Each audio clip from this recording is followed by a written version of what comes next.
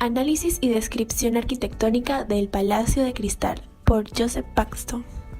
El Palacio de Cristal fue diseñado por Joseph Paxton, un naturalista y paisajista inglés, para la Gran Exposición de 1851. Cabe recalcar que Paxton no era un arquitecto. El diseño contemplaba una estructura de vidrio y hierro que reveló avances en arquitectura, construcción y diseño. A pesar de su carácter innovador, refleja el lenguaje y la historicidad de su época. El Palacio de Cristal británico causó enorme impresión en los visitantes que eran del resto de Europa, ya que su innovador diseño lo convierten en un símbolo popular de modernidad y civilización. En el contexto social surgen dos nuevas clases sociales, el proletariado y la burguesía. El proletariado vendría a ser conformado por la gente de clase obrera y la burguesía por comerciantes con gran poder adquisitivo. En el contexto político surge un sistema de absolutismo monárquico. El príncipe Alberto es el que motiva el inicio de este gran concurso para la exposición y la burguesía permanecía excluida de las decisiones que tomaba el rey. En el contexto económico, la economía estaba basada en un régimen económico obsoleto y medieval, y la base económica era la agricultura. Solo se invertía en el mercado interno y se aspiraba a destruir el antiguo régimen. En el contexto histórico, los acontecimientos históricos más importantes vendrían a ser la Revolución Industrial en 1760, la Revolución Francesa en 1789, en 1795 comienza a emplearse el hierro en puentes en Inglaterra y en París. En 1850 se forma el comité para elegir el diseño del edificio para la exposición. En 1851 se inaugura el Palacio de Cristal. En 1910, en el Palacio de Cristal es coronado el rey Jorge V de Inglaterra, y en 1914 el Palacio de Cristal se vuelve un centro de entrenamiento teórico para los soldados de la Primera Guerra Mundial. En el contexto histórico, como ya expliqué, suceden dos revoluciones que influyen bastante a este cambio para la arquitectura. Uno de ellos vendría a ser la Revolución Industrial en 1760, en donde se modifica la técnica constructiva y por eso comienzan a aparecer estos nuevos materiales como el hierro, el vidrio, para edificaciones de gran magnitud. Después la Revolución Francesa en 1789, en la que la ilustración es una de las causas principales para que se dé este movimiento, ya que de ahí surgen las ideas que le da soporte a los revolucionarios. Y los ilustrados franceses ponían en duda el sistema del antiguo régimen y creían que la felicidad del pueblo estaba por encima de todo. También tenemos construcciones similares en otros países: el Palacio de Cristal de Nueva York en Estados Unidos, el Glasspalast en Alemania, el Palacio de Cristal del Retiro en España y el Palacio de Cristal de la Arganzuela en Madrid, España. El Palacio de Cristal está ubicado en Inglaterra, en la ciudad de Londres. Emplazamiento. El emplazamiento original del Palacio de Cristal fue en el conocido y céntrico parque londinense Hyde Park, como podemos observar acá. Allí fue donde se construyó y donde sirvió para su propósito original, que fue albergar la Exposición Universal de 1851. Sin embargo, en 1854 fue desmontado y trasladado a la zona sur de Londres, conocida como Upper Norwood. Aprovechando el traslado, se modificó ligeramente el diseño original, ampliando su capacidad. Fue en Upper Norwood donde permaneció hasta su destrucción por un incendio en 1936. En cuanto a la accesibilidad, tenemos que el Palacio de Cristal tuvo diferentes rutas. Las más importantes son: tenemos a la primera ruta, que es tomar la vía A234 y luego tomar la vía A212. Luego tenemos la siguiente ruta, que es la vía A212. Estas vías son las vías principales. Luego, en los lugares importantes del entorno del Palacio de Cristal, que se encuentra ubicado acá, tenemos al Crystal Palace Museum, tenemos al Blue Plaque Sir Ernest y al The Lodge at Crystal Palace. Luego tenemos a los parques principales del lugar, que se encuentran alrededor del Palacio de Cristal. Ahora comenzaremos a explicar un poco su sistema constructivo. El Palacio de Cristal. Bueno, el Palacio de Cristal la estructura se convirtió en revolucionaria y no solo por su dimensión y concepto, sino también por estar realizado íntegramente a base de materiales estandardizados y modulares. En cuanto a los techos de vigas, hay dos tipos. Ese tipo es viga de 48 pies de ancho de hierro fundido con barra plana de madera. Y acá hay líneas de proyección en dos direcciones, en esa dirección y del otro lado, para mejorar su resistencia. En el otro tipo encontramos la mitad de viga de ancho de 62 pies de hierro fundido. Bueno, las dimensiones de las diferentes barras de hierro en esta pieza de construcción son proporcionales a la cantidad de tensión que deben soportar. En cuanto a las columnas y piezas de conexión, la función era de las columnas en el edificio realizan importantes funciones como sirven de apoyo para el techo y las galerías y sirven como tuberías para transportar el agua de lluvia desde los techos. Esta es la sección de la columna, la cual tiene una forma mecánica como artísticamente, la cual fue sugerida por el señor Barry. Es un anillo de 8 pulgadas de diámetro externo. El espesor varía en las diferentes columnas, de acuerdo con los pesos que deben soportar respectivamente. De estas columnas en toda la estructura hay más o menos unas 3.300 aproximadamente. En cuanto a las vigas de la galería, las columnas soportaban estas vigas en 3 alturas diferentes, dividiendo la mayor altura del edificio en 3 pisos. Estas vigas de la galería tienen una longitud de 24 pies y una profundidad de 3 pies. Las bridas o rieles superiores e inferiores tienen forma de T y el espacio rectangular entre ellos se divide en 3 partes iguales, por los momentos que tienen una forma de cruz. Los 3 espacios más pequeños así obtenidos tienen puntales diagonales en cada dirección y la viga así descrita tiene forma en doble armadura. Los tirantes diagonales están sujetos tanto a la extensión de compresión. Aquí se puede ver una imagen de un corte fugado. Es una vista interior desde el nivel de las galerías y se puede ver toda la estructura, las vigas y las columnas que presentaba. En cuanto a las maquinarias, esta maquinaria es para el acabado de fines de vigas de caballetes. La de acá es para la máquina para el corte de fabricación de las barras, estas barras que están en los techos de las vigas. Y esta máquina es porción de la máquina para perforar la barra de hilo. Y la última es la máquina de perforación de hierro. También hay unos detalles constructivos. Por ejemplo, en esta imagen podemos observar la base de la columna de hierro fundido fijada en una base de concreto que se conecta a la sección horizontal de la tubería de drenaje mediante plomo fundido. Este detalle es una sección de la conexión entre la columna y la viga, y este detalle es una sección transversal de la costilla de arco de madera laminada de la bóveda del crucero. Y aquí podemos ver una secuencia probable de levantar e instalar las bahías prefabricadas que posteriormente serán explicados. En ese detalle de la unión es de la viga y de la columna o pilar. Y esta imagen es una explosión isométrica de la estructura del piso de la galería.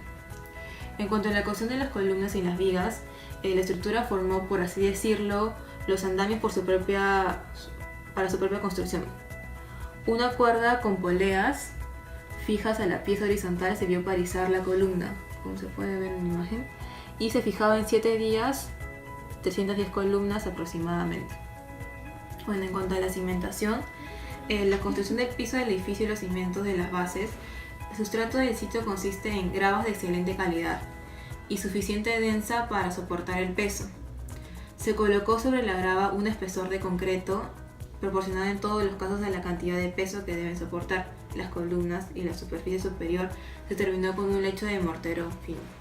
En cuanto a sistemas constructivos, los paneles de vidrio, tenemos ciertas consideraciones. En algún comienzo, la gente en aquella época trataba de evitar mucho el sol, pero Paxton se dio cuenta de que los rayos de luz en las mañanas ingresan perpendicularmente al vidrio en aquellos momentos en los que los rayos no son tan poderosos. mientras que al mediodía se presenta más oblicuamente el vidrio, así como se ve en el dibujo. Es por ello que él empleó unos paneles de vidrio teniendo en cuenta el principio del canto y el surco, ¿no? El vidrio utilizado tiene un grosor promedio de 1,5 pulgadas. En cuanto a la colocación, el techo está de una serie, se compone de una serie de cantos y surcos con un pequeño descenso de este lado hacia este lado.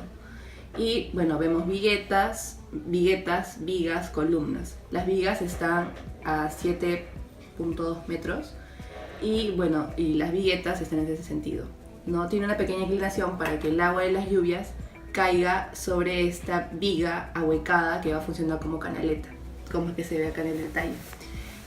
Las columnas huecas dan el paso del agua al desagüe, es decir que el agua de las vigas van a transportar el agua hacia las columnas. Bueno, en cuanto a la maquinaria, se utilizó la máquina de planificación circular. Después la selección del gutter de Paxton, que es la forma que se le va a dar a la canaleta, y la porción de máquina de planificación y también la máquina de corte de canales.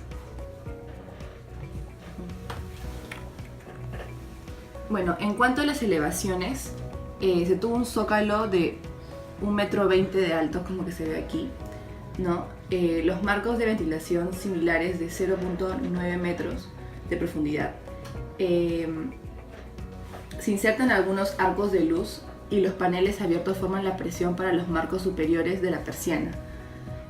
Bueno, en cuanto a la colocación de los techos, en este caso el techo de crucero se da por módulos formados al nivel del suelo, es decir que primero se construyen en el suelo, ¿no? Primero son 8 módulos formados en el suelo y luego se van a ser transportados por una tranvía, como decir, por unos carriles, ¿no? Para ser posicionados cerca donde se va a realizar la colocación. Y al comienzo son 8. Tenemos aquí la secuencia, primero dada por números. La secuencia de instalaciones arcos emparejados está dado por los números 1, 2, 3 hasta el número 8. Y luego las letras A, B, C en la secuencia de colocación de arriostres entre arcos, ¿no?